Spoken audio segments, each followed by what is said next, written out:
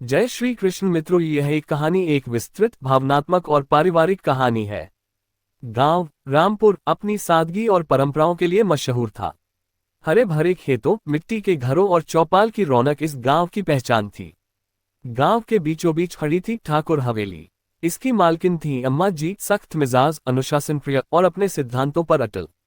पूरे गांव में उनकी इज्जत थी क्योंकि उन्होंने हमेशा सही फैसले किए। अम्मा जी का एक ही बेटा था, रघु। पढ़ा लिखा, सीधा सादा और अपनी मां के हर आदेश को मानने वाला। रघु में अम्मा जी के संस्कार तो थे, लेकिन उनकी सख्ती नहीं। रघु की शादी हुई गंगा से, एक गरीब किसान की बेटी। गंगा सुंदर थी, संस्कारी थी, लेकिन पढ़ाई में ज्यादा आगे नहीं बढ़ पाई थी। गांव में लड़कियों की पढ़ाई को महत्व नहीं दिया जाता था, इसलिए गंगा सिर्फ 5वीं तक पढ़ पाए। ये बात अम्मा जी को बहुत खलती थी। उन्हें हमेशा एक पढ़ी लिखी, तेज तर्रार बहू की चाह थी। शादी के बाद जब गंगा पहली बार हवेली आई तो सबने उसकी सादगी और खूबसूरती की तारीफ की, लेकिन अम्मा जी के चेहरे पर खुशी कम और चिंता ज्यादा थी। गंगा अपने नए घर को अपनाने की पूरी कोशिश कर रही थी। वो सुबह जल्दी उठकर सारा काम करती, अम्मा जी के पैर छूकर आशीर्वाद लेती और रघु की हर जरूरत का ख्याल रखती। लेकिन अम्मा जी को उसकी अनपढ़ता हर बात में दिखती। अगर गंगा से खाना बनाने में जरा सी भी भूल होती तो अम्मा जी ताना मारती, अरे जब पढ़ाई नहीं की तो काम तो सही से सीख लेती। अगर गंगा कोई हिसाब किताब में गलती करती तो सुनने को मिलता, इसीलिए कहते हैं पढ़ाई बहुत जरूरी है। रघु इन तानों को सुनकर परेशान होता, लेकिन अपनी मां के सामने कभी जुबान नहीं खोलता। गंगा ने सब कुछ सहते हुए भी अम्मा जी के खिलाफ कभी एक शब्द नहीं कहा। वो हर दिन अपनी सास को खुश करने की कोशिश करती। धीरे धीरे उसने सारा घर संभाल लिया। खेती के कामों में भी रघु का साथ देने लगी। गांव की औरतें उसकी सहनशीलता और मेहनत की मिसाल देने लगी। लेकिन अम्मा जी का दिल अभी भी नहीं पिघला था। उन्हें लगता था कि गंगा पढ़ी लिखी होती तो घर और बेहतर चलता। एक दिन गांव में पंचायत बुलाई गई।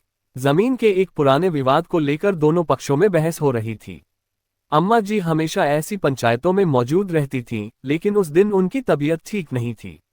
रघु भी खेतों पर था। तभी गंगा ने हिम्मत करके पंचायत में जाने का फैसला किया। वहां जाकर उसने बड़ी सादगी और समझदारी से अपनी बात रखी। उसने दोनों पक्षों को शांति से समझाया और अपनी सुझाई हुई बीच की राह सबको पसंद आई। गांव के बुजुर्गों ने गंगा की तारीफ की। पंचायत का फैसला गंगा के पक्ष में हुआ। जब अम्मा जी को ये बात पता चली तो उन्हें पहली बार लगा कि उनकी बहू में वाकई कुछ खास है। कुछ महीनों बाद हवेली पर एक बड़ा संकट आ गया। एक जमीनी विवाद में कोर्ट का नोटिस आ गया। अम्मा जी बहुत घबरा गईं। रघु को कानूनी बातें समझ में नहीं आ रही थीं। तभी गंगा ने हिम्मत दिखाई। वह गांव के एक वकील के पास गई, सारे कागजात समझे और अपनी सूझबूझ से सारे दस्तावेज सही करवाए। कोर्ट में पेशी के दिन उसने सारे कागज पूरे आत्मविश्वास के साथ पेश किए। जज ने गंगा की सच्चाई और तैयारी देखकर फैसला उनके पक्ष में सुना दिया। हवेली बच गई। पूरे गांव में गंगा की तारीफ होने लगी। उस शाम जब गंगा घर लौटी तो अम्मा जी दरवाजे पर खड़ी थीं। उनकी आंखों में आंसू थे। गंगा ने जैसे ही उनके पैर छुए, अम्मा जी ने उसे गले से लगा लिया। पहली बार उनकी आवाज में अपनापन था। बेटा, तूने साबित कर दिया कि इंसान की समझदारी और सच्चाई ही सबसे बड़ी तालीम है। तू तो सच में खरा सोना है। उस दिन के बाद से अम्मा जी और गंगा का रिश्ता बदल गया। अब सास बहू में एक दोस्ती और सम्मान का रिश्ता था। अम्मा जी ने गंगा को पढ़ने के लिए भी प्रोत्साहित किया। गंगा ने धीरे धीरे अपनी पढ़ाई पूरी की और गांव की औरतों को भी शिक्षित करने की जिम्मेदारी उठाई। इस कहानी से हमें ये सीख मिलती है कि शिक्षा जरूरी है, लेकिन उससे भी जरूरी है इंसान का व्यवहार, उसकी समझदारी और सच्चाई। गंगा ने बिना डिग्री के भी अपने गुणों से सबका दिल जीता और साबित किया कि इंसान की कीमत उसकी अच्छाई और कर्मों से आंकी जाती है। गंगा अब सिर्फ ठाकुर हवेली की बहू नहीं थी, बल्कि पूरे गांव की प्रेरणा बन गई थी।